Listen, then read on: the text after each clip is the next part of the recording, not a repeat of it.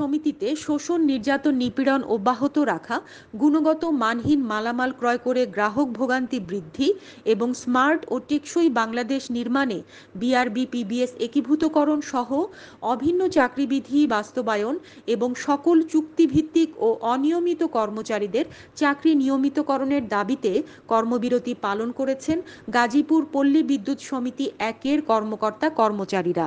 বৃহস্পতিবার মহানগরীর বাসন থানার চান্দনায় গাজীপুর পল্লী বিদ্যুৎ সমিতি ১-এর কার্যালয় চত্বরে এ কর্মবিরতি পালিত হয়।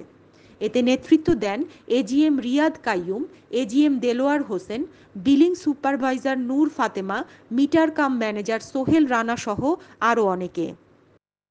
Hanin Islam, CN Bangla news desk.